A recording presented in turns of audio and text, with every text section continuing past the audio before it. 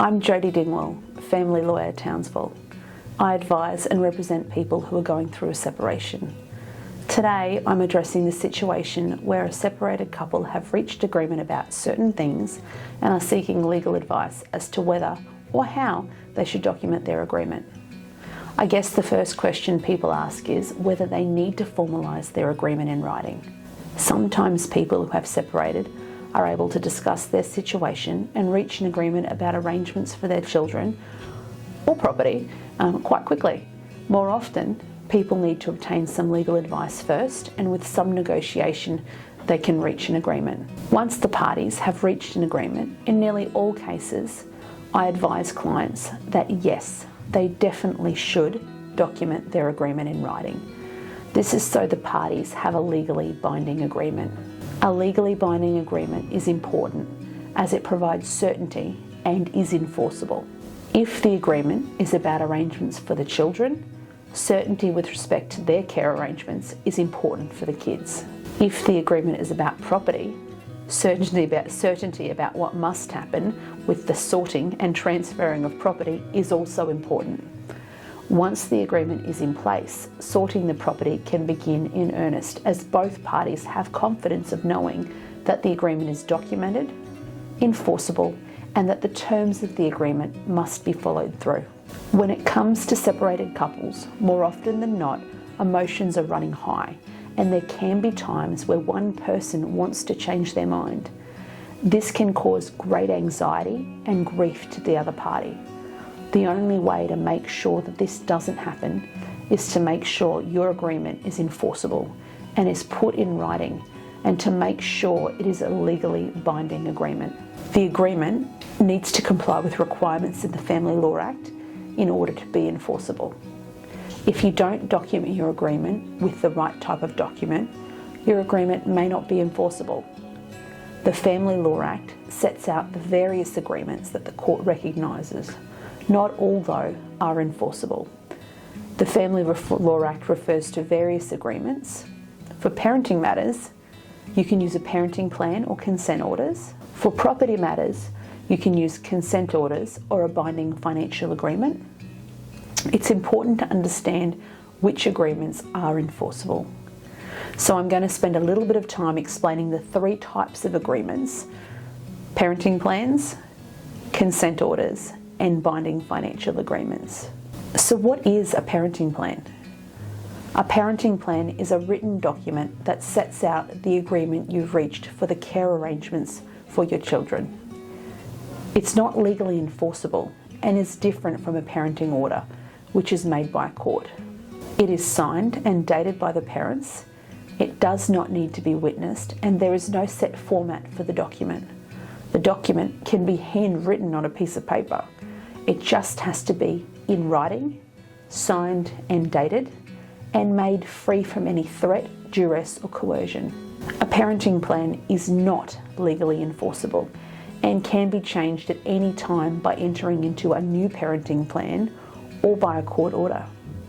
If you apply to the court for a parenting order, while the court will consider the terms of your parenting plan, the court does not have to follow it and can make other or different orders. While the parenting plan shows the parties' intentions at the time they sign the agreement, if the parties fail to do what they've agreed to do, you are not able to bring the matter before the court to enforce the terms of the agreement like you can with a consent order. For a parenting matter, the only way to ensure you have an enforceable agreement is to document your agreement with a consent order. What are consent orders? Consent orders are essentially an agreement that's been stamped and sealed by the court and is therefore legally binding. You can have consent orders that refer to both parenting and property settlement matters. Consent orders, if breached or disregarded, can be enforced by the court. If they're about property and financial matters, there are also many tax benefits. I talk about this in detail in my video about consent orders. You need to apply to the court for consent orders. There is a fair bit of paperwork and time required to turn your agreement into consent orders. A parenting plan requires less energy. However, in my opinion, it's worth the additional time it takes to obtain consent orders. It's also worth the cost of legal advice and assistance. If you've reached the agreement and you retain an experienced solicitor who does this type of work regularly, it should not be that expensive. Finally, I want to briefly explain what a binding financial agreement is. A binding financial agreement is a written agreement between parties that sets out what has been agreed to in regard to their property. A BFA can be entered into before, during, or at the end of the marriage or de facto relationship. If the financial agreement is entered into before marriage, it may be referred to or called a prenuptial agreement or a prenup. Although they are not sent to the court for the court's approval, they are enforceable in court if there are compliance issues. There are many requirements for a binding financial agreement which can make them quite expensive. For example, both parties are required to have their own solicitor. Both parties are required to have their solicitor sign a certificate. The certificate says the party has obtained independent legal advice about the effect the agreement will have on their rights and the advantages and disadvantages of entering into the agreement. The certificate needs to be attached to the agreement before the agreement is signed by the parties. There are other technical requirements that need to be met. The binding financial agreement should be prepared by an experienced family lawyer to ensure that the document complies with all legal requirements of the document.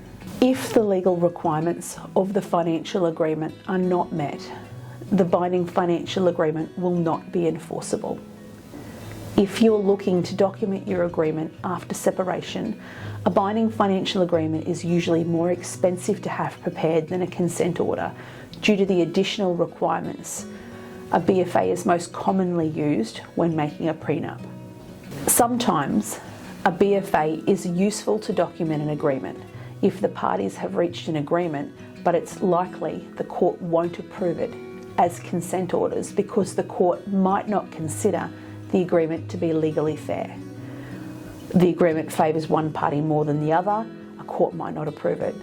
A BFA may be the best agreement to use in those circumstances. You also receive the same benefits of not paying stamp duty or being relieved of paying capital gains tax like you do with a consent order.